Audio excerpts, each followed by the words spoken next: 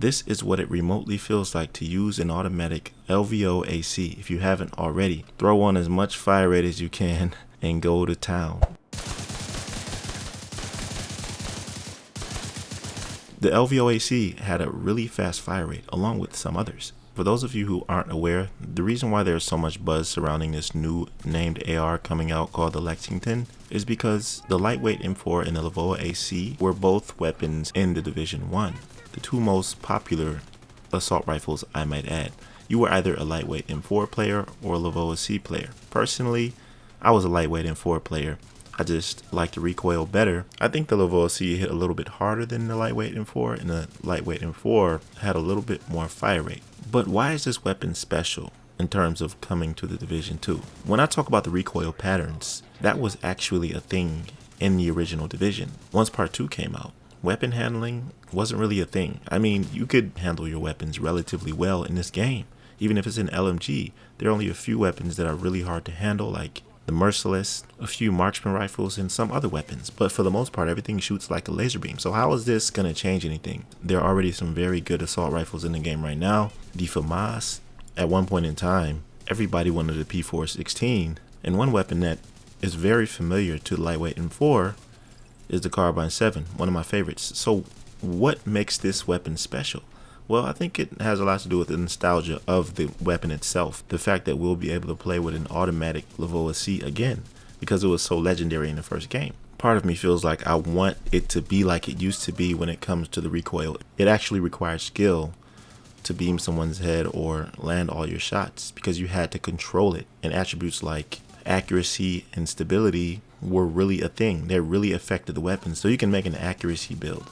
And what was crazy about that, specifically when I would use a shotgun, particularly with Century's Call, if you stacked your build with accuracy, you can literally see that reticle get smaller and smaller because it made the bullet spread more tight. That doesn't happen anymore in Division 2. I can't even actually see the difference when it comes to accuracy. You can with stability, but imagine if accuracy changed the same way it did in Part 1. But in order to understand why this might be unique, we have to go back a little bit because I was going over the weapon talents from the Division 1. And if you look at a lot of these talents, they're really similar to some of them we have now. Even some of the logos, like this right here, Unforgiving, is pretty much the same logo as Yaw Gear. So a lot of this stuff looks similar. And I think this is another reason why the Division 1 was so desirable. Simply because look at the talents. You couldn't just put these talents on your weapons willy-nilly. And I think a lot of people were kind of disappointed after Warlords of New York because pre-Warlords, they implemented a similar system. Like if you look at, for example, Competent right here, it says weapon damage is increased by X percentage for 10 seconds after using a skill. But the requirement was that you had to have 1,300 firearms and 1,733 electronics. And this is cool. Toxic is the same as one of the talents on Division 2. Headshots with this weapon have a 5% chance to apply the blind status effect. But in Division 2, there's a talent where there's no percentage, you just shoot him in the head, but there's a cooldown. Yeah, so the talent system pre-Warlords was similar to this talent system. Like, you had a gear talent on every piece of your gear, and then you have the yellows, blues, and reds. But you couldn't use certain talents if they didn't have a certain amount of yellows, reds, or blues. It's pretty much the same system. So it was firearms, electronics, and stamina, but kind of in a different way.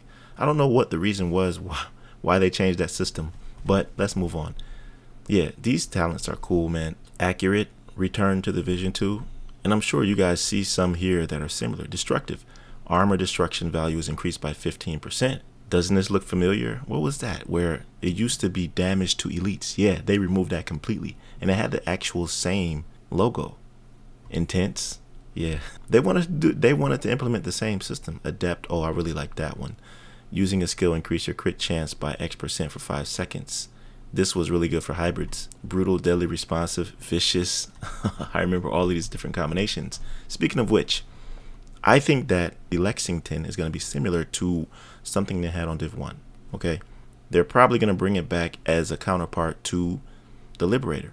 And now the Liberator was a named weapon for the lightweight M4. Remember I stated you were either a lightweight M4 player or an LVOA-C player. And Liberator had set talents. It was competent, talented, and dominant. So this seemed like it was more so like a skill or hybrid weapon.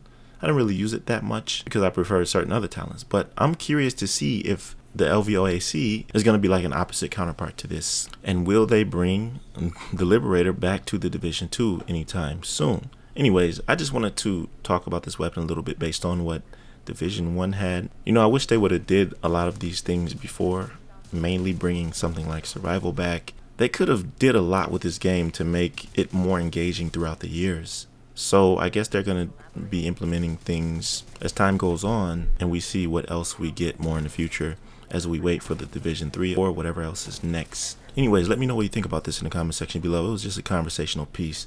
I wanted to talk about this based on Division 1. What kind of talent do you think is going to come with this? And do you think it will matter at all?